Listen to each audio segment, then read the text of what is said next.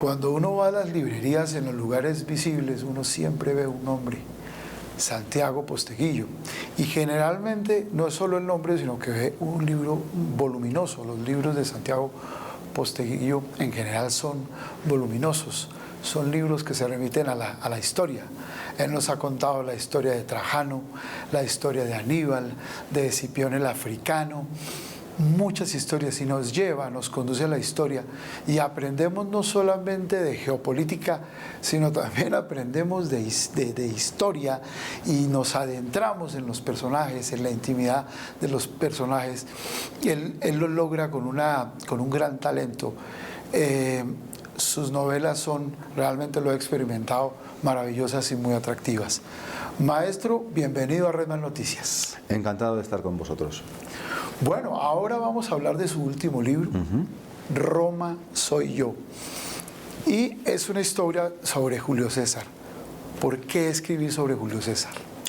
Porque yo creo que, si lo piensa uno bien, en torno a Julio César pivota toda la civilización romana, que es casi como decir que pivota toda la civilización occidental. Es un personaje clave en la historia y creo que conocer a Julio César nos puede ayudar a entendernos mejor hoy mismo en nuestro complejo presente. Por eso creo que tenemos mucho que aprender de Julio César.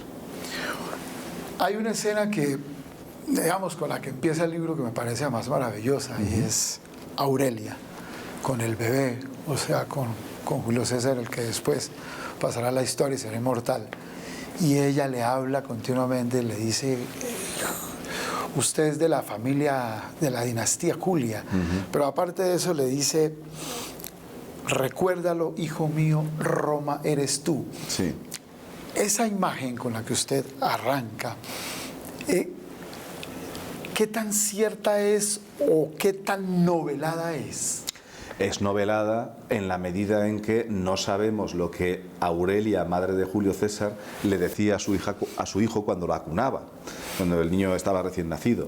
Nadie lo grabó, pero sí que sabemos que Julio César, y esto ya son datos, ¿no?, de las fuentes, tenía un enorme respeto por su madre y que su madre intervino activamente en la formación y educación de su hijo y en la formación de su carácter como personaje indómito, para quien no debía de existir en su vocabulario ni la palabra rendición, ni la palabra retroceder, ni la palabra no se puede hacer, ni la palabra imposible. Esto se lo inculca Aurelia a su hijo, ¿no? Y yo lo que hago es, a partir de conocer esto, ¿no?, es recrear cómo una madre puede ir inculcando algo así a un hijo en el contexto de la antigua Roma.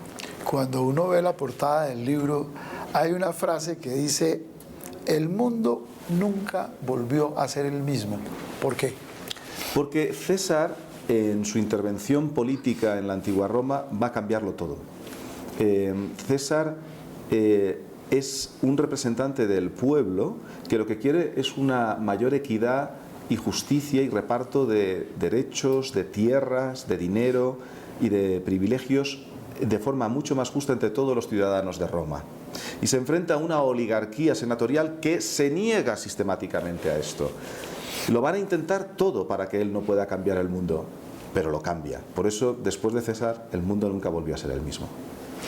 Hay otro aspecto llamativo del libro, y es que curiosamente, digamos, pues a estas familias les tocaba casarse más o menos no por amor, sino por conveniencia. Sí. Pero en el caso de Julio César, y usted lo cuenta y lo relata en el libro, es distinto, porque él conoce a Cornelia, y lo que sucede entre ellos es realmente un amor verdadero, que es bien curioso, ¿no? Es curioso. No es exactamente que no fuera un matrimonio político, porque también lo es. Claro. Pero se dan unas circunstancias que permiten estas variaciones románticas que surgieron.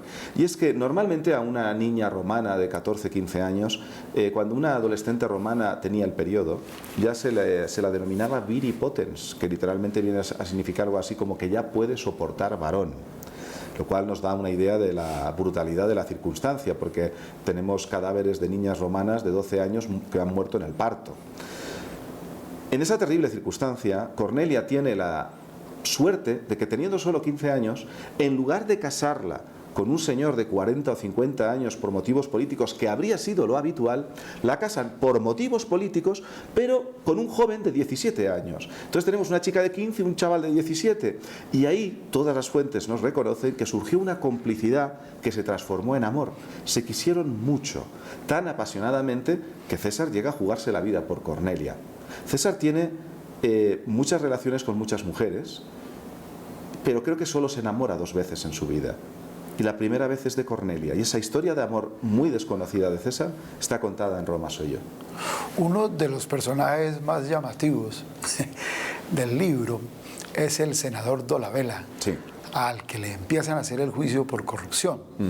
Y que, entre otras cosas, el único que se mete en esa pelea es Julio César, ¿no? Sí. Tiene como esa valentía, porque yo creo que en Roma había como un temor muy fuerte, pues, para enfrentarlo. Ese personaje que con uno como lector es impotente de hacerle algo, pero uno quisiera como doblegarlo, Sí. pero es imposible para uno como lector, pues que uno no sabe qué va a pasar. ¿Cómo lo construyó? ¿Cómo lo fue armando a lo largo de la novela? Pues fíjate, esos personajes existían. Eran senadores tremendamente ricos, muy poderosos, y que no tenían ningún límite moral.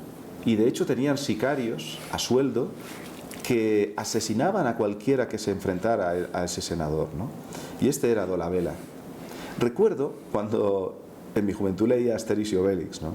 Que hay un Asterix y Obelix de Asterix en Helvecia, donde sale un gobernador de una provincia romana que ha recaudado los impuestos y tiene un gran cofre lleno de monedas de oro después de recaudar los impuestos, y está ahí el segundo del gobernador y le dice, mira, le coge un puñado y le da, esto para ti. Luego le pone solo 3 moneditas en un cofre pequeño y dice, esto lo envías a Roma. Entonces claro, el segundo le dice al gobernador, no cree que Roma va a sospechar, ¿no?, de que enviemos tan poco dinero. Y entonces este gobernador, ese cómic de Asterix, se envuelve en su toga y dice, tengo un año para enriquecerme. Bien, pues esa caricatura existía. Dolabella era tal cual ese gobernador que recrean aparentemente como caricatura. Pues no, la realidad supera la ficción. Los Dolabellas del mundo existían en el mundo romano y muy pocos se atrevían a enfrentarse a ellos. Pero sorprendentemente, un joven abogado de solo 23 años, relativamente desconocido o muy desconocido en aquel momento, se atreve a enfrentarse, y su nombre era Julio César. A lo largo de la novela vemos el juicio de Dolabella. Pues obviamente sería injusto que yo me pusiera a decir qué pasa con el juicio, ¿no? Quitaría No mucho, hagamos spoiler. quitaría mucho de la expectativa que tiene el libro. Pero digamos que el juicio, independientemente del resultado, resulta para Julio César, y usted mismo lo anota en una de sus introducciones, dice, ese es un punto de inflexión en su vida, en la vida de Julio César. ¿Por qué? Porque un joven patricio romano quería darse a conocer ante el pueblo, ¿no? Pero no había televisión, no había redes sociales, uno no podía ir al foro y hacer un discurso porque sí. No iba a ir a la gente a escucharlos y era desconocido. Pero si ejercía la abogacía, los juicios en Roma eran abiertos al público. Y si se juzgaba a alguien importante, como el senador Dolabella, brazo derecho del dictador Sila, que controlaba Roma en aquella época, eso es como si se juzgara ahora pues a un ministro o a una ministra, digamos, del gobierno. Y usted, o tú, o yo, o nuestros televidentes pudieran ir al juicio. Y no hubiera ni televisión ni otros medios de prensa.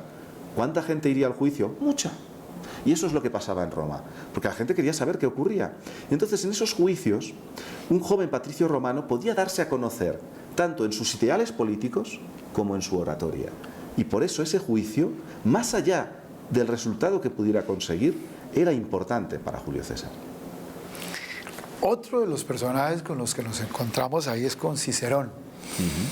Yo le voy a confesar que yo, digamos, en la lectura, yo me quedé como con la duda. Yo decía, Cicerón era de los optimates, o sea, digamos, de los de la oligarquía, o era un escéptico neutral, o qué era en su mirada ya profunda. ¿Usted qué lee de Cicerón? ¿Cómo era? Era en este momento de la novela, en la juventud de Julio César, Cicerón tiene unos cuantos años más, un poco más de veteranía que Julio César. Era todavía, está bien definido por ti, un poco en ese nivel de escepticismo entre los que defienden más al pueblo y la oligarquía senatorial. Pero cuando las cosas se van tensionando, como veremos en la segunda novela, Cicerón se va a tomar partido claramente por el bando de los senadores más conservadores, los que quieren los privilegios para la clase senatorial, y Cicerón terminará entonces transformándose en un terrible enemigo de Julio César. Un enemigo, no obstante, que es muy interesante ver el Cicerón lo que dice en público y lo que dice en privado de Julio César. En público tenemos sus enormes diatribas contra César en el Senado, pero en privado, en sus cartas, reconoce que César era un gran orador. Hay un pasaje muy curioso también de la maldición de Tesalónica. Sí. Y la influencia en una decisión que toma el senador Dolabella cuando él casi ya va a viajar por el mar, y de pronto le cuentan esa maldición de Tesalónica, que es bueno que usted nos cuente en qué consiste esa maldición y sobre todo en la decisión que él toma, porque él dice: yo me regreso por tierra, o sea, vuelvo a Roma por tierra. Fascinante ese pedazo. Bueno, claro, Dolabella ha sido gobernador de la provincia de Macedonia. Tesalónica es la capital en ese momento, y Tesalónica es también el nombre de una hermana o una hermanastra de Alejandro Magno, ¿no? Y hay distintas formas de contar esta leyenda. Una, digamos, que lo que cuenta es que cuando fallece Alejandro Magno, le habían llevado a Tesalónica un agua que la hacía inmortal. Ella se había bañado en ella, sus cabellos, y entonces ella no podía morir. Pero cuando fallece Alejandro Magno, pues ella sufre una enorme pena por la pérdida de su hermanastro e intenta quitarse la vida, pero acaba transformada en una especie de sirena que va por los mares y que detiene a todos los marinos y les hace una pregunta: ¿dónde está Alejandro?, refiriéndose a su hermanastro Alejandro Magno. Y el capitán de barco ha de responder que Alejandro gobierna y reina, está y reina entre nosotros. Y entonces lo deja pasar al barco, pero como responda la verdad, que Alejandro ha muerto, entonces ella se enfurece, lanza una tempestad horrible y hace que el barco naufrague, ¿no? Y en ese contexto hemos de pensar que contra el senador Dolabella hay una mujer de Macedonia, ultrajada por él, que lo ha maldecido y que le ha lanzado la maldición de Tesalónica. Por eso, al conocerlo, al tener conocimiento de lo que quería decir eso, decide nunca más acercarse ni al mar ni al agua. Lo que pasa es que el agua puede llegar a nosotros de muchas formas. Sin duda. Uno de los capítulos más sobrecogedores es ya, digamos, lo que yo llamaría como el descenso del juicio. Pero es el discurso de Julio César. De Julio César, pero sobre todo es, yo le diría a los lectores que ese capítulo hay que leerlo y releerlo porque es bello, es sobrecogedor, pero a la vez también es muy fuerte y es muy duro. Tiene sentimiento, pero también tiene un peso conceptual admirable. ¿Cómo hizo usted para construir ese capítulo que además pues uno dice de dónde salen las palabras y como usted mismo me ha dicho anteriormente eso no lo pudieron grabar? No, lo que pasa es que sí que tenemos otros discursos de Julio César, tenemos las ideas que Julio César defendía en ese juicio y tenemos la propia oratoria de Julio César estudiada. Teniendo todos esos datos, sabiendo yo qué lecturas podría haber hecho un Julio César de 23 años con relación al mundo griego y romano de la época, puedo formular una hipótesis probable de cómo pudo ser ese discurso, y es lo que hago. Hago un discurso teniendo en cuenta cómo hablaba Julio César, cómo argumentaba y qué tipo de argumentos podría haber utilizado. Eso sí, hay detrás de todo esto un trabajo de investigación y luego intentar hacerlo de la forma también más emotiva posible, porque precisamente César intentaría apelar a la emoción para conseguir la sentencia que buscaba. Claro, que era lo que usted decía cuando estaba el público romano pendiente Claro. de un personaje de esa naturaleza. Otro personaje muy interesante y muy malvado también, Sila. Sí. Hablemos de Sila. Sila es el líder de la facción oligarca senatorial que da un golpe de Estado y se hace con el control de la República Romana para asentar y asegurar con unas nuevas leyes que los senadores siempre van a estar en el poder y que van a retener todas sus tierras, latifundistas enormes, todos sus privilegios, toda su riqueza, ¿no? Cambia las leyes, hace que a un senador no lo pueda juzgar un tribunal independiente, sino o solamente un tribunal compuesto de otros senadores. Y es realmente, además, cruel. Es un personaje cruel, pero muy inteligente. Y es uno de los grandes enemigos de la familia Julia. Y hay algo sobresaliente en Julio César, y es que Julio César se atreve a enfrentarse a este dictador todopoderoso cuando César solo tiene 18 años. Se atreve a encararse con este dictador. Claro, con lo cual va a conseguir la primera vez que Julio César es condenado a muerte. O sea, Julio César, lo sorprendente no es que lo asesinen en el año 44 a.C., cuando tiene 56 años. Lo sorprendente es que llegue vivo hasta allí, porque se va enfrentando a una serie de enemigos formidables. Con la mirada que usted tiene a la historia, yo sí creo que uno, para mirar el futuro, tiene que mirar en la historia. Esos personajes que usted retrata en Roma y lo que usted ve de los políticos actuales, de los líderes mundiales actuales, ¿son muy diferentes o son lo mismo, pero ya con WhatsApp y con Internet y con redes sociales? ¿Son lo mismo? Tienen tecnología, los de ahora, y tienen las redes sociales, pero lamentablemente no tienen ni la cultura, habitualmente, ni la formación, ni la erudición. Y desde luego, echo mucho de menos la oratoria que tenían en aquella época. Yo echo en falta liderazgo a nivel internacional. Creo que estamos en un momento muy complejo, internacionalmente hablando, donde vivimos sin líderes carismáticos, coherentes, como era César. César siempre fue coherente políticamente. Y en sociedades democráticas, que son democráticas, como puede ser Colombia o España o Estados Unidos, donde se está polarizando demasiado tanto la política como a la sociedad. Por salirnos de Colombia o de mi país, si pensamos en Estados Unidos, yo creo que un presidente como Biden no hace ningún bien a la democracia norteamericana diciendo que al ganar él el Partido Demócrata las elecciones legislativas ha ganado la democracia. ¿Eso quiere decir que los millones y millones de votantes del Partido Republicano son antidemócratas? Eso no puede decirlo un político. Por supuesto, podemos estar totalmente en desacuerdo con Donald Trump. Si Donald Trump ha hecho cosas ilegales, que se le juzgue, que se le lleve a la cárcel.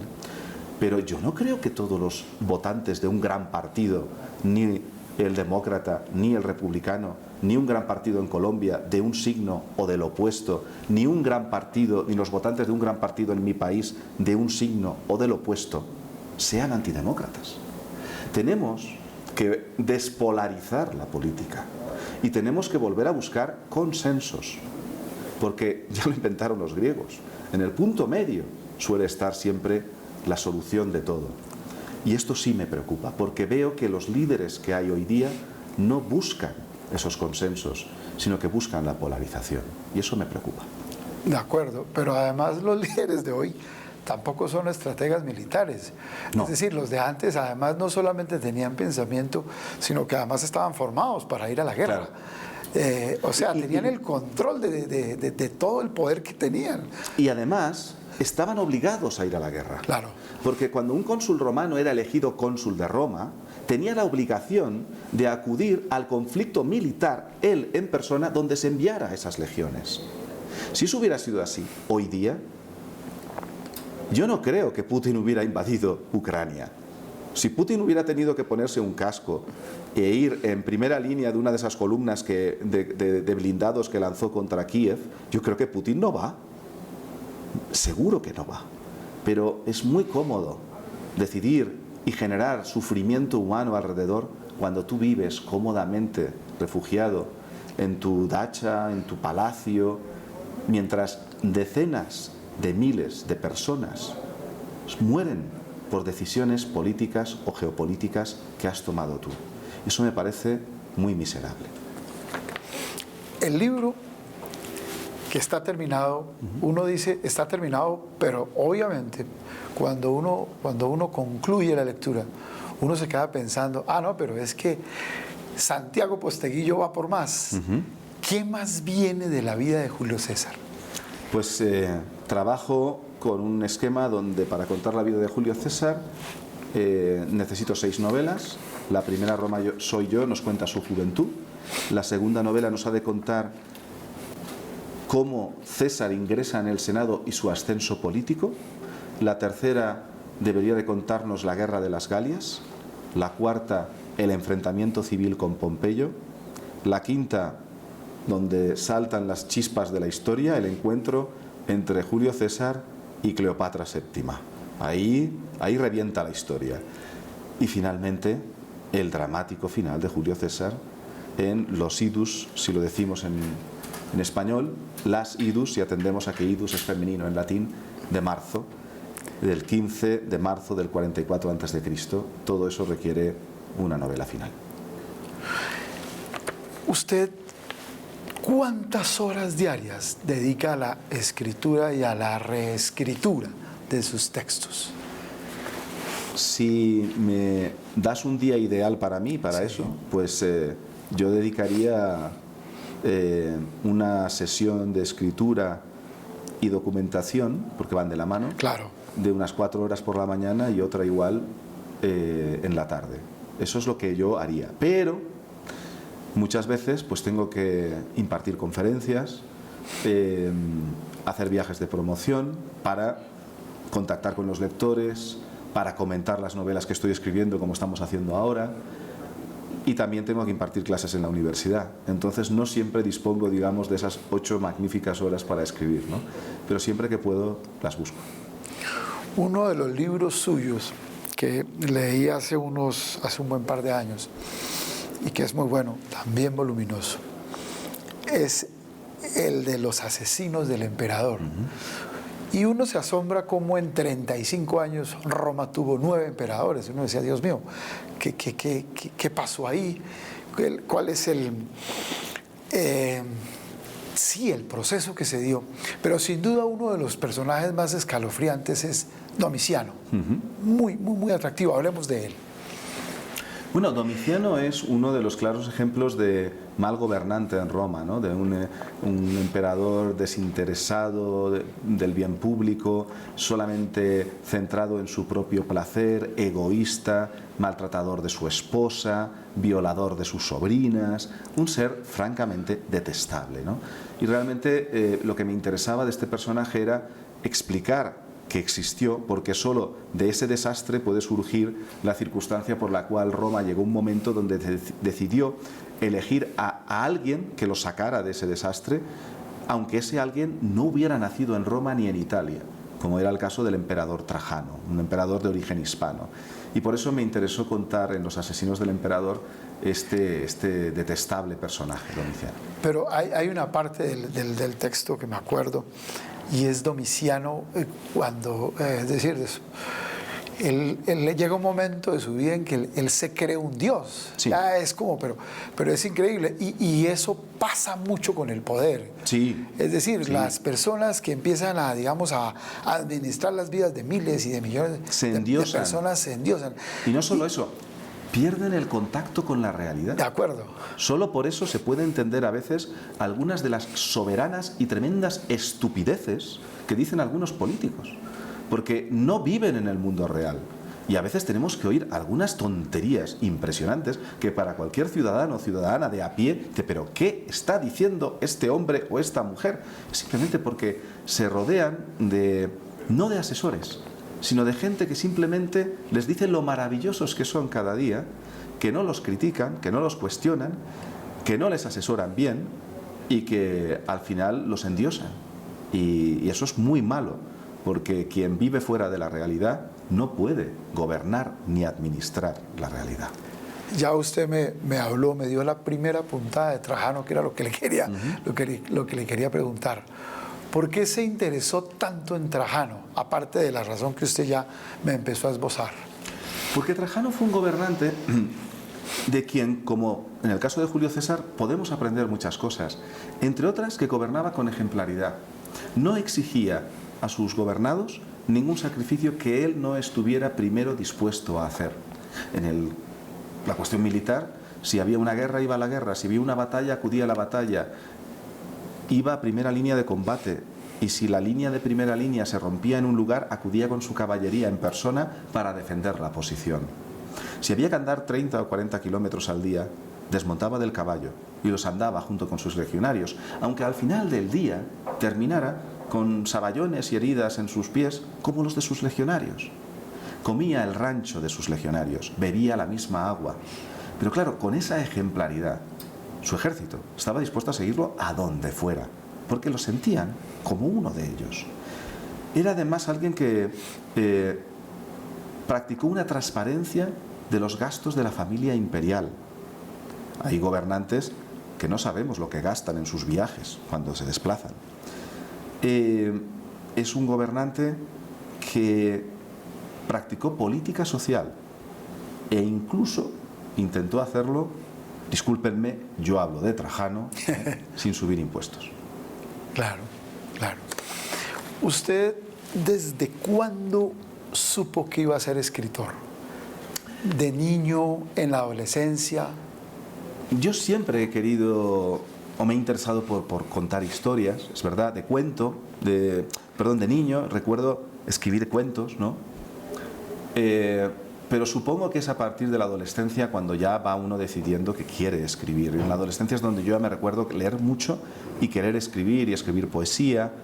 Pero mis primeras novelas las escribo cuando estoy en los primeros años de la universidad y tengo un muy buen amigo que es catedrático de lengua española en una universidad en España, y él siempre dice: Santiago, tú estabas en la universidad y decías, yo lo que quiero es ser novelista y escribir libros.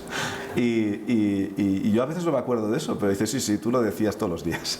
Claro. Así que se ve que ahí ya lo tenía bastante claro. ¿Qué autores han influido en su, digamos, en su formación y sobre todo también en su estilo, en su escritura?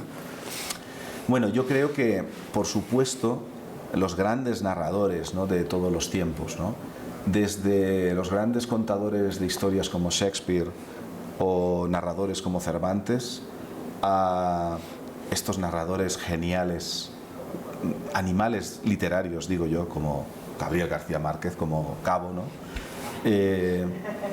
Y también tengo bastante influencia de la literatura anglosajona en la medida en que yo soy profesor de literatura inglesa y norteamericana.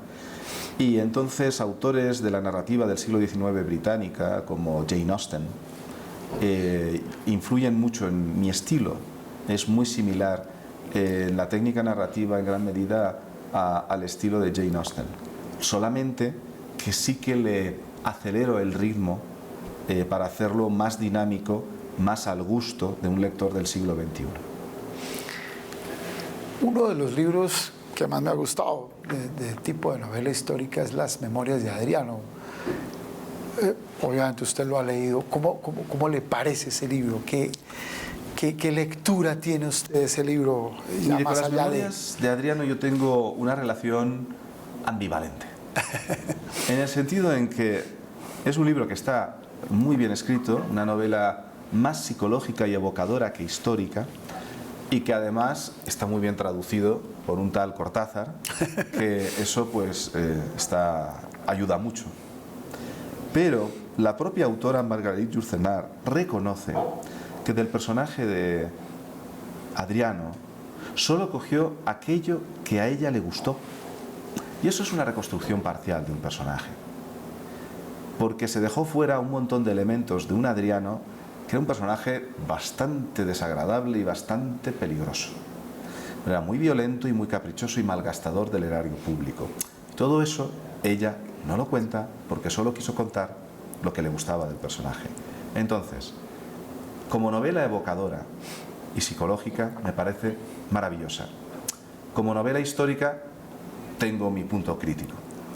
Claro, porque ahora entiendo que Trajano y Adriano, es decir, creo que fue Adriano y después vino Trajano. No, Trajano y luego Adriano. Exacto, sí, Trajano y luego Adriano, y que la relación de ellos no era la mejor del no era la mundo, mejor. no era la mejor, y Trajano no quería que Adriano fuera finalmente quien lo sucediera, ¿no?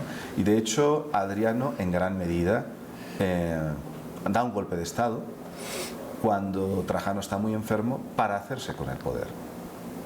Y esto lo cuento en La Legión Perdida, la última novela de la trilogía que escribí sobre Trajano, el golpe de estado de Adriano. Hay un elemento, ya para concluir la entrevista, que siempre me llamó mucho la atención cuando usted hablaba de Escipión el africano y de Aníbal. Y usted en un momento del libro, en el relato, decía que era mucho menos, que Aníbal resultó ser mucho menos vanidoso que Escipión. Eso me llamó mucho la atención, porque uno siempre, digamos, a uno siempre le ha pintado el bueno y el malo, ¿sí? Pero en esa pintura que usted hace, en esa descripción que usted hace, resalta eso y me llamó mucho la atención. Sí, pero hay que entender también la circunstancia de cada uno. A fin de cuentas, Aníbal fue derrotado por Escipión. Hombre, tampoco es para que vayas tú ya muy vanidoso porque has sido derrotado. Claro, Escipión lo que lamenta es que él se siente maltratado políticamente, porque después de que Roma estuvo a punto de la desintegración por causa de Aníbal y que él salva a Roma, que luego Roma lo castigue machacándolo políticamente como hace en el Senado romano Catón el Viejo, pues hombre, él lo vive como una indignidad, ¿no? Y ahí le sale un punto de vanidad, ¿no? Donde él incluso se niega a dar explicaciones al Senado sobre algunas cuestiones sobre su administración, ¿no? Y ahí sale un punto vanidoso, pero hombre, hay que entender que tanto que él había hecho por Roma, qué mal Roma le pagó a Escipión. Julio César, obviamente usted tiene mucho trabajo con Julio César, adelante, pero ¿qué otro personaje de la historia va a venir después de Julio César? ¿O Julio César lo va a entretener muchos años? Julio César me va a entretener por lo menos los próximos 10 años. Entonces creo que tengo tiempo para valorar quién puede ser el personaje que venga después de César. Tengo varias ideas, varias opciones, pero yo creo que veamos cómo evolucionamos con todas estas novelas de Julio César, porque en este proceso también de escritura puede surgirme alguna otra idea y algo que yo pueda tener ahora en mente sea desbancado porque me cruce con alguna historia o algún personaje que ya pueda conocer, pero del que aprenda algo más, que diga, sí, definitivamente me decanto por este personaje y no por aquel otro. Entonces no puedo aún anticiparte algo a tantos años vista. Maestro, muchas gracias por haber estado en Red de Noticias. Muchísimas gracias a vosotros.